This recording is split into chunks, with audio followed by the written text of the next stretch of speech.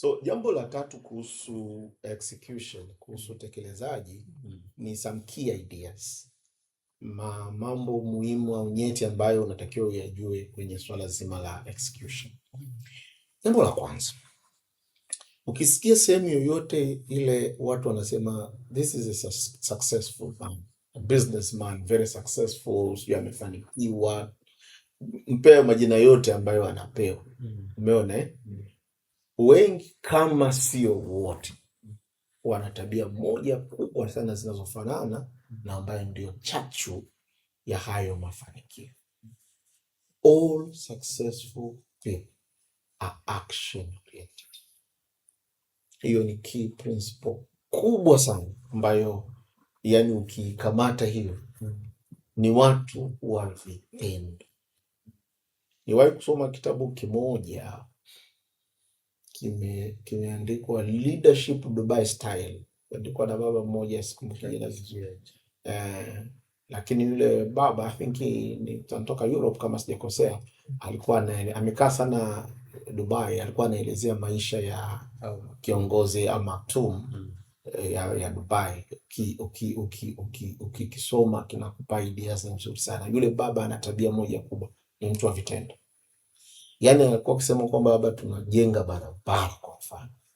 Umepewa contract ya kujenga barabara na deadline unapewa na nini.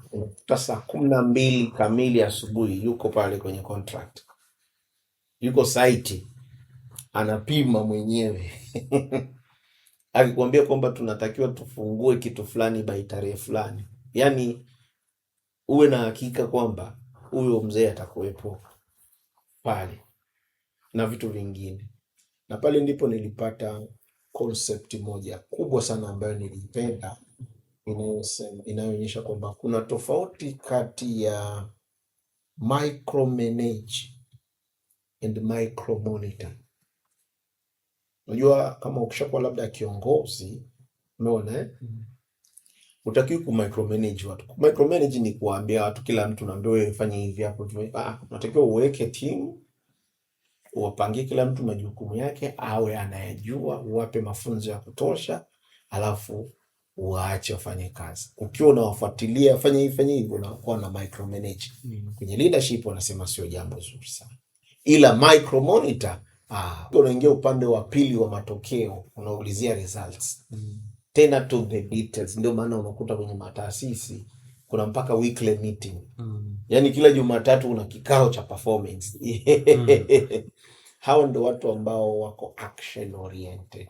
Ni watu ambao ni wa vitendo, wa kufuatilia vitendo. Kwa hiyo ukiona mtu amefanikiwa, ujue huyo mtu ana tabia moja kubwa, action oriented person. Maana yake ni nini? Ukiona mtu hajafanikiwa, is the opposite of that. He or she is not action oriented person. Hata kama ana hela, hata kama ana vitu vingi, lakini kama you are not action oriented, mafanikio yatakatamani. Lakini hata kama huna hela, hata kama lakini you are action oriented, mafanikio yako tu hapo kona ya pili au ya tatu, they are coming. Nini cha kujifunza? The good thing about it, action, our action oriented person. So the word action is a habit. Is a habit. Na tabia ya habit, sasa habit yenyewe ni tabia, si ndio? Tabia ina kitu kimoja kizuri sana. It can be learned or de-learned or unlearned, sijui kama ni English nzuri. Maana yake ni kwamba kama wewe ni mvivu, and I hope we are not, mbona ni tabia lakini ni mbaya. Good thing about it, you can unlearn that habit. Unaweza ukaiondoa. Unaweza kujifunza kutoka kwa mvivu. Lakini kama wewe kuna tabia ya kufanya mazoezi, na unajua kabisa mazoezi ni mazuri, ni jambo unahitaji kwa afya. Yani you really need to exercise, maybe in the morning or evening. Inategemea. Japo madaktari wanaweza kuambia asubuhi ni nzuri ili upate ile hewa na vitu kama hivyo. Anyway, hayo yote yaache. Lakini unakuta huna hiyo, huwezi kufanya, ni tabia. Kwa hiyo unaweza kusema ujenge kitu kidogo sana, spend even 10 minutes every day, kwa sababu it's the consistency which makes it good. Kwa jenga ile tabia. Sasa tabia wanasema ili uijenge iwe ya kwako ni kitu unatakiwa ukirudie. Sikumbuki vizuri kwa muda gani, lakini somewhere around 60 days, 2 months, then it become automatic. Ndio itakuingia. Hizi siku 60 ni ngumu. Katikati unaweza ukaacha. Lakini ukisema unajichuni, unajiweka katika mazingira fulani hivi kwa mwendo huu, umeelewa? Kwa mwendo huu ambao utaenda na kwa siku 60, mazoezi uko unafanya automatically. Yaani hiyo utakuwa una shida. Ndivyo tabia ya kuwa action oriented inaweza kuwa. Unajijengea na kujichuni kwamba I have to push myself for this kwa kurudia kwa muda wa hizo siku, then you get that, then you become a master on that particular point. Kwa nini sasa ufanye hivyo, au mambo haya yanatokea hivi kwenye hizi idea? Namba moja, action cures fear. Unapotaka kupiga hatua moja kwenye jambo lolote, adui mkubwa namba moja wa kila jambo ni hofu, uoga. Itakuwaje? Very risky. Nitapoteza hela, hoteli. Hilo ni jambo baya kuliko mambo yote unayoweza kuyawaza. Itakuwaje? Imepanda, imeshuka. Hofu ni dudu mbaya kuliko unavyoweza kufikiri. Hata wataalamu wa afya, au sio, kama sio afya basi wa saikolojia, wanasema hatua moja, au wa kiroho, hatua moja kabla ya mauti ni hofu. Mtu anaweza akaugua ugonjwa fulani hivi muda wa kutosha kabisa, the moment hofu ikimgusa huyo mtu kesho yake. Lakini as long as umeshinda hofu, ase utaenda mwendo wa kutosha sana. Ndivyo ilivyo kwenye biashara, ndivyo ilivyo kwenye kwamba hofu ni adui mkubwa sana wa maendeleo. Ndio sababu kwa nini watu wengi wako na wazo wamekaa nao.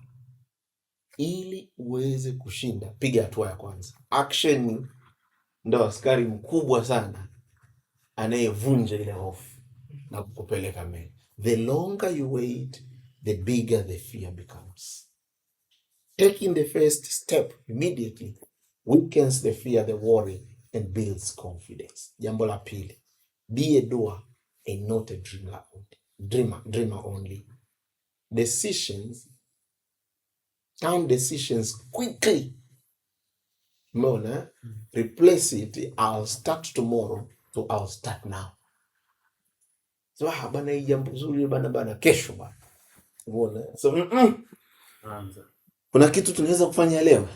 Let's do it. Kwa lazima uwe na hatua wakati ya ukendo ile haraka, lazima uanzishe kitu. Yes. Jambo la tatu wanasema badala, think in terms of solution. Ukikutana na kitu obstacle, usijiulize kwamba I have this one, I've met this obstacle. Badala yake jiulize what can I do next? Nitafanyaje? Sawa, imeshatokea, tunatokaje hapa? Usijiulize sana, which is okay kujiuliza, sina shida na hilo. Nimefikaje hapa? You're already there. Tayari ushafika. Swali, hivi natokaje hapa kwenda pale? Think in terms of solution. Lingine tumeliongea sana, don't wait for perfect moment. There will never come a perfect condition. Haitakaitokea. Successful people start with whatever they have and they improve as they move along. Kumbuka, ukitaka kwenda Dar kutoka Moshi, au kutoka kwenda Moshi kutoka Dar, unahitaji vitu vichache tu kama alivyosema Bill. Vingine tutakutana navyo. Kumbuka, unaweza ukafika mahali ukasikia njaa. Utakutana na restaurant, utakula. Ukisema kweli usianze safari kwa ajili ya kufia, hata punch inaweza kufanya usienze. Hata punch ukipata punch pale sengine itakuwa sana pale. Unashangaa ngoja nipake tu. Kweli. Unaiangalia gari kama hiyo. Jingine unatakiwa kuliangalia kwenye key ideas is the real meaning of momentum. Momentum. Once you start, it becomes easy to keep going. Action creates more actions. Maana yake ni kwamba ndio maana watu ambao wanaendesha magari gia wanayoondokea ni moja. Unajua gia namba moja ndo nzito, ndo kubwa, yani ndo gia kupandia mlima. Ndo source. Ile hatua ya kwanza ndo. Lakini akishapiga gari imechemka hivi anaenda mpaka 5 tu hivi anateleza tu hivi. Yani the next step number 2 kuendelea mbele are always simple and easy.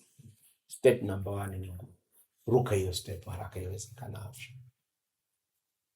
Na mwisho kabisa kwenye hii ni practice daily action. Jiwekee katika schedule yako every day's action about this thing. Kila siku nina action fulani ambacho nataka nikifanye kwa ajili ya biashara. Regardless how small it is, and make it small. Kwa nini? Make it small ili iwe rahisi kwa kutekeleza. Zile unaweza kujiwekea I'll spend 10 minutes katika siku yenye masaa 24. Kumbuka unaweza kulala masaa 7, 6. Zamani kwa nalala mpaka 8, siku hizi naona kidogo.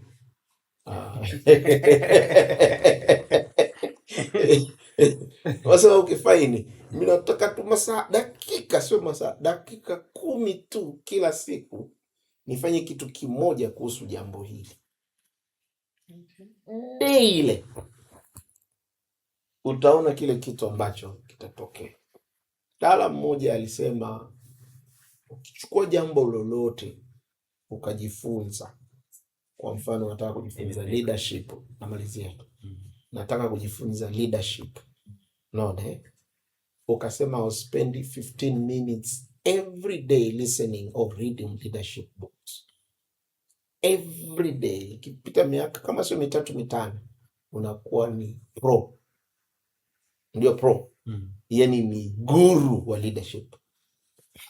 Mtaalamu and unbeatable in the world wa leadership. Okay. But you do it consistently. 15 minutes in a day. Kwa kama unataka kuwa mtaalamu wa kupiga kamera, yani mtaalamu wa video shooting, mtaalamu wa nini, spend 15 minutes every day to read something about that. Do it even for 1 year or 2 years. Utaona kile utakachokuwa. A very extraordinary, dangerous person in the world. Hata kwenye ku take action, kwenye execution, tafuta namna ambavyo hiyo idea yako utaimplement ndani ya dakika 10 kila siku, kitu kidogo tu kila siku baada ya muda fulani. So to summarize, to recap, naweza nikasema kwa lugha ya haraka, success belongs to those who execute. Success belongs to those who execute, who act. Thinking big must be matched by doing. The faster you turn your thoughts into action, the better the success comes. Thank you. Kwa kweli, nafikiri kuna jambo hapo ambalo hujalizungumzia kabisa. Nafikiri hii unaonaje kama tukiipatia muda? Sasa niko na wazo moja. Kuna jambo hapa najua anatusemea. Nataka tulizungumzie. Kama una muda tunaweza tukapumzika kidogo, lakini kuna swali moja tunataka tukuulize upande wa connection au network. Sawa. Sijui unaweza, kama hautakuwa busy, unaweza kutumia muda gani kutuelezea ili tuelezee kidogo. Sawa. I think connection, network na whatever name it is, it's a very critical thing. Yani ninaweza nikafikiri ya kwamba sio watu wengi sana wanafahamu how powerful network is. Yani network inaweza ikakupeleka umbali kiasi gani, wengi hawajajua. Yani laiti wangekuwa wanaelewa the role that network can do, ungeweza kusema I say this is what I have. Sababu network connection or whatever it is inaingia kwenye all spheres of the organization of the company. Kila upande, kila sehemu network inacheza mahali pale. Kwa hiyo ni discussion ambayo sio ndogo, lakini pia ni discussion ambayo haihitaji haraka. Inahitaji tu na muda wa kutosha na kipengele ambacho na kipindi ambacho tutakuwa tuna utulivu mzuri wa kutosha. Okay. Pengine na fresh mind. Sawa. Ili tuweze kusema kwamba tuitendee haki. Lakini kwa kweli kuna package ya kutosha sana kuhusu network ambayo pengine tukiweza kupata muda mzuri tunaweza tukaijadili. Sawa. Nafikiri tutapata muda. Tutajua tu ratiba zako na nini, then tuone tuna arrange vipi. Hatuwezi kuacha kuisikiliza hivi. Basi nafikiri labda na watazamaji wetu kama watakuwepo popote wakae basi mkao wa kula. Mimi naomba tu uzingatie hasa hicho kipande nilichokuomba cha semina. Hata kama utatulipisha 10,000 lakini arrange something.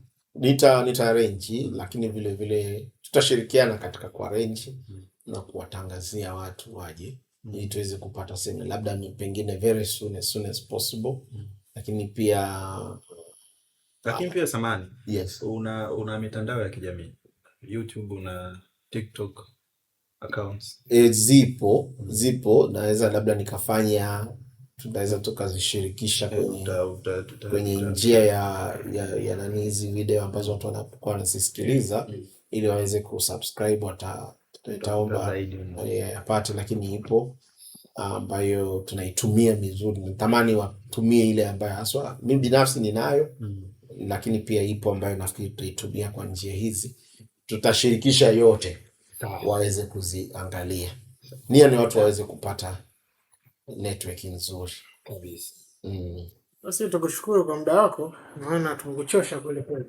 Asante. Mimi mwalimu, unajua ukiwa mwalimu lazima ufundishe. Lakini pia niseme na mimi nimejifunza kutoka kwenu, na najua vile vile kuna future potential nyingi na kubwa kwenu. Jinsi ambavyo tunaenda hivi, nafikiri pia tutakuwa na muda mzuri wa kuweza kuwafikia watu wengi zaidi na watu wakafaidika. Na pia ni ile kusema kwamba we will start to be living when we live for others. Nia ni kuangalia what impact are we bringing to the entire community. Ndio jambo kubwa na muhimu. Watu wafikiwe kwa wingi, wapate kupata kitu, wapate matokeo, wapate kufaidika kwa kile tulicho. Hamna mti ambao unazaa matunda ambayo wanayakula wenyewe. Matunda yote mti unayozaa yanaliwa na watu wengine. Na mto unaojimagilia wenyewe, maji yote yana flow towards. Ndivyo tumeumbwa kuwa hivyo. Hata mwimbaji mzuri wanaofly ni wale wanaosikia. Kabisa. Ni kweli kabisa. Lakini pia napenda kufly, yani brother Cosmas. Huyu mimi ni mentor wangu. Okay. Unaona? Lakini pia kuna nilivyokuwa huku nyuma huku kwenye age of 23, 24. Kuna wale jamaa wanaita sijui motivator sijui nani wale wanakuita kikao. Sasa unakuta jamaa anaongea vitu vikubwa, lakini ukimwangalia yeye alivyovaa. Sasa kuna mmoja alipiga, bwana unataka ufanye hivi. Tumemeza kikao. Kuna yule na suti yake na vumbi anaelekea upande wa pili kwenda kuchukua msosi. Sasa unatoka pale unakuwa au nani, lakini sasa huyu hapa bana ana mke wake, ana miradi ya kutosha, naomba bwana mtu mwite ujamaa ambaye kidogo ameenda, unaona amepiga step aje atuelezee amefikaje. Umeona? Kwa hiyo nimefurahi. Kwamba anakumotivate. Anakumotivate lakini mwenyewe ukimwangalia, mbona wewe brother kweli wewe una kitu hicho au unaongea tu. Yaani wewe brother tena nakumbuka kipo Millennium Tower. Yaani alikuwa na vumbi yani, afu kavuka na suti yake upande wa pili kaenda kaagiza sijui chai na maandazi, afu akarudi kwenye motivation. Unajua kwenye nafikiri ni somo kabisa nalo linahitaji labda muda mzuri. Unapoongelea lese kwa mfano mentor. Okay. There is a real definition ya mentor ambayo watu wanatakiwa waijue. Sio kila mtu anaweza kuwa mentor. Not everybody can be a mentor hata kidogo. Lakini pia wewe ambaye ni mentee, ambaye unakuwa mentored, unahitaji uwe na knowledge ya kutosha ya namna ya kuchagua who will be your mentor. Yes. Moja, Somo basi. ni somo kabisa yani ambalo ni nzuri kabisa, labda tutalitafutia muda. Lakini kuongeza tu kidogo ni kwamba mentor lazima awe mtu ambaye amekuzidi. Hiyo principle mimi naiwekaga mbele kwa sababu moja. Why do you need a mentor? Yes. Mimi sio umefail. Not necessarily umefail, ila hujakuwa bado. Nataka muongozo. So a mentor will take you to a journey ya miaka 10 in one year. Safari ambayo ungetakiwa utumie miaka 10. When you have a mentor, umeelewa? Utatumia mwaka mmoja. Utanikumbusha labda siku moja tu. Tuje na hilo somo. Ni nzuri sana. Fupi lakini ni nzuri. Umeona? Lakini sasa utaona hata kwenye baadhi ya mitandao huku na kule wameiandika vizuri kuhusu historia inayofanana na ya mentor, kwamba kuna bwana mmoja aliandika kitabu chake kizuri. Sasa kile kitabu alichokiandika kinasema how to be rich, how to get money. Umeelewa?